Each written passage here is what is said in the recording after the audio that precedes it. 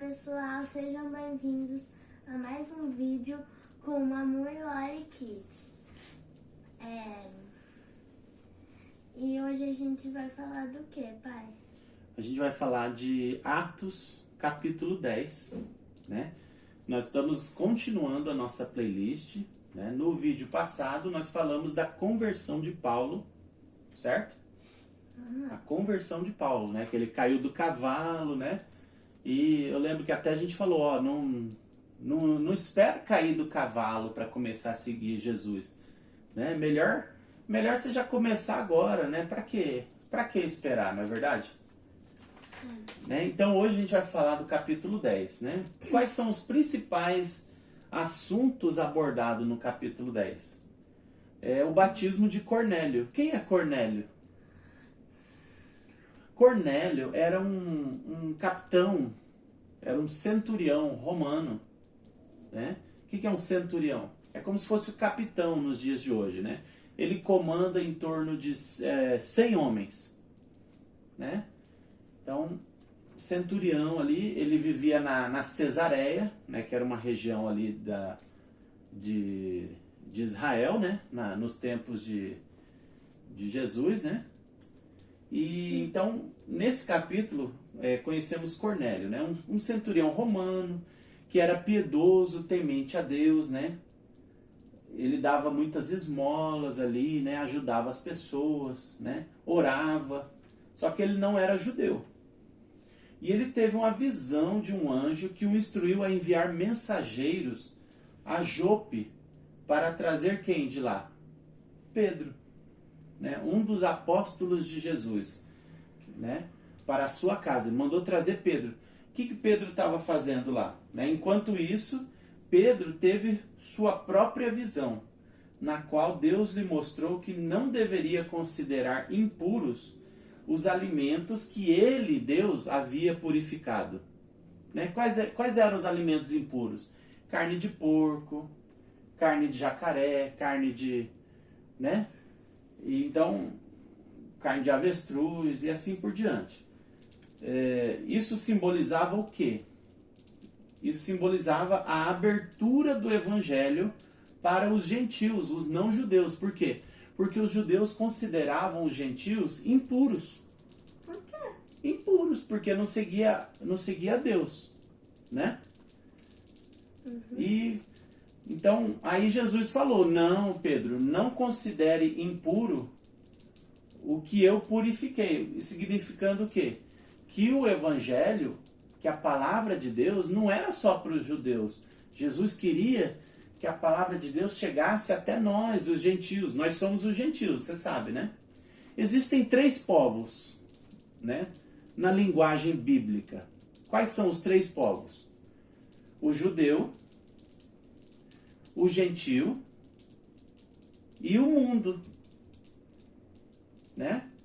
Por isso que a gente fala que quem não aceitou Jesus ainda é do mundo, né? Não é que a gente está ofendendo a pessoa, isso é linguagem bíblica, né?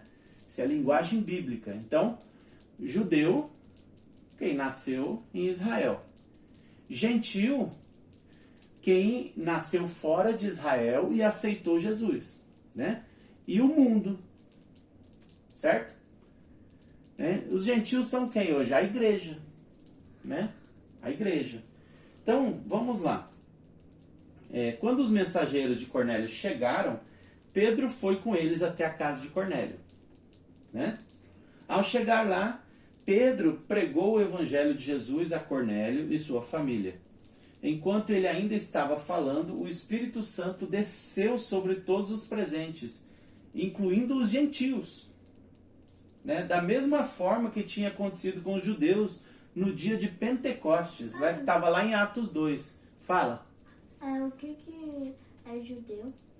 Judeu, quem nasceu em Israel, descendente de Judá, lembra? Da tribo de Judá, lembra? Mas por que todo israelita hoje é chamado de judeu? Porque as outras tribos, quando eles foram tomados, lembra que Israel separou?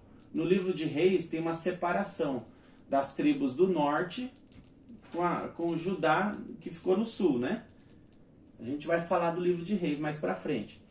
Então, ficou como se fosse dois países, o reino dividido. Aí, alguns séculos depois, o império assírio, do rei Senaqueribe, tomou a cidade de Samaria, que era a capital do reino do norte, Israel. Né? E o reino do sul era Judá. Eles tentaram fazer isso com Judá também, na época do rei Ezequias, mas não conseguiram. Né? Até que morreram ali 185 mil soldados da Assíria. Mas a Babilônia, 100 e poucos anos depois, a Babilônia foi e conseguiu tomar Judá. Né? E não se sabe o que foi feito com as tribos do norte, porque o rei Senaqueribe espalhou eles pela terra. Mas os babilônios, quando invadiram e levaram o povo judeu para a Babilônia, ele não espalhou, ele deixou o povo ali mesmo, em Judá, levou só os cabeças, né, os mais importantes, lá para a Babilônia, né, Daniel, Sadraque, Mesaque, Abidnego, Ezequiel, né, os parentes ali da rainha Esther e tudo mais. Então ali eles ficaram lá na Babilônia e depois retornaram, né, com as caravanas. Então, nós só sabemos o que aconteceu com a tribo de Judá. Então hoje virou sinônimo israelita de judeu. O judeu é israelita, porque Judá é filho de Israel, né? Então é mais ou menos isso aí. Então, Cornélio mandou buscar Pedro, né? Chegando lá, eles receberam, né, o Espírito Santo, né, incluindo os gentios, do mesmo jeito que tinha acontecido em Pentecostes. Isso mostrou que Deus não fazia acepção de pessoas. Né? Então, quando fala que Deus não faz acepção de pessoas, significa o quê? Que Ele te aceita do jeito que você é. Quando você está entrando na porta estreita, Ele te aceita do jeito que você é. Mas Deus não aceita você permanecer do jeito que você é, uma vez que você entrou na porta. Ele é uma vida onde constantemente nós vamos ser confrontados. Por quê? Porque Deus quer nos aperfeiçoar a cada dia, né? Assim como o pai quer treinar o filho, por exemplo, o papai não está te treinando? Eu quero que você melhore a cada dia, não é? Então, assim Deus faz conosco também. Porque Deus é o nosso pai, é o nosso paizão, né? Nosso pai celestial. Então Ele não faz acepção de pessoas. Ele te quer do jeito que você é, do jeitinho que você é. Venha para Deus, né? E deixa Ele te mostrar o caminho, né? Ninguém pode te falar assim, não faça isso, não faça aquilo. Deixa o Senhor te falar. Se Deus te falar, aí você obedece, né? Mas fique atento à voz de Deus, né? Então os gentios também podiam receber o Espírito Santo. Pedro então ordenou que Cornélio e sua família fossem batizados, né, em nome de Jesus, marcando um momento significativo na história da igreja, onde a mensagem de Cristo se expandiu para alcançar os gentios. Aí essa história continua, né, no capítulo 11, né? Pedro volta para Jerusalém, né, e relata tudo. Já estamos falando no capítulo 11, né? Pedro volta para Jerusalém, relata o que aconteceu na casa de Cornélio aos outros apóstolos, né, e aos outros líderes da igreja em Jerusalém, né? Inicialmente, alguns judeus cristãos ficaram surpresos e preocupados com a notícia de que Pedro tinha comido com os gentios, né? Por isso, Por quê? porque eles achavam que eles estavam com a mente antiga ainda, que Deus era só para eles, não era para o mundo inteiro, entendeu? Não era para o mundo, não, Deus é para todo mundo, né? Então, e todo mundo que não era judeu era impuro, né? Isso na visão deles. Então, eles ficaram preocupados em saber que Pedro comeu com os gentios e por isso era contra a tradição judaica da época, No entanto, Pedro explicou a sua visão. Lembra a visão do lençol descendo e Jesus falando para Pedro matar e comer os animais impuros? E Pedro falou, não, que isso, Jesus, eu não vou comer não, esses animais são impuros, né?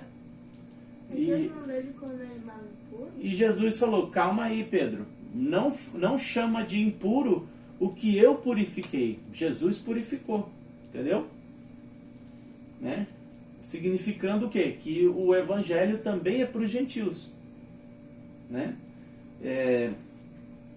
Ele explicou a visão que ele teve, né? E isso convenceu os líderes da igreja de que Deus estava de fato incluindo os gentios na comunidade cristã, né? Os cristãos em Jerusalém então louvaram a Deus por sua obra entre os gentios e reconheceram que a mensagem de Cristo deveria ser levada a todas as nações. Isso marcou um momento crucial na aceitação e expansão do cristianismo, além das fronteiras judaicas, né?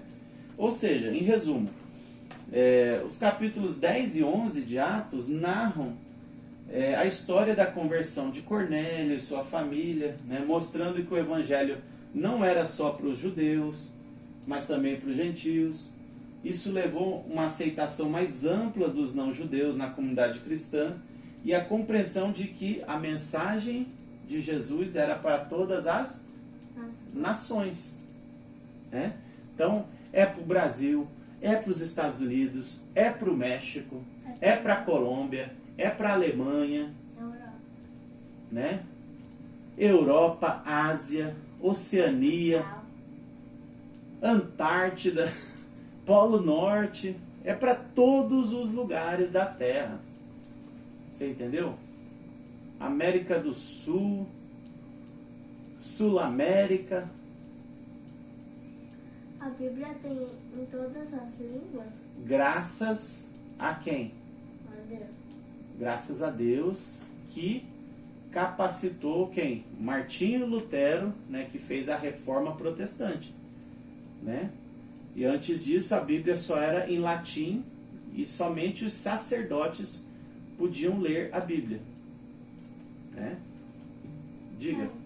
Olha, lá no céu, ó, a gente vai falar língua diferente, né? Eu não sei falar a língua do pai do Noah, entendeu? Aí, lá no céu, como que a gente vai conseguir se comunicar? Lá no céu, filha, não vai ter problema nenhum. Não existe limitação. As pessoas vão se entender. Porque todos vão falar a língua de Deus. Você entendeu? Todos vão falar a língua de Deus. Porque todos vão pertencer ao mesmo país, à mesma cidade, que se chama a Nova Jerusalém que desceu do céu. Não é verdade? Uhum. E já não haverá choro, nem lágrima, porque essas coisas já passaram. Amém? Amém. Gostaram do vídeo? Sim. A Lolinha tá ali embaixo na cama dormindo. Não aguentou. Tchau, tchau.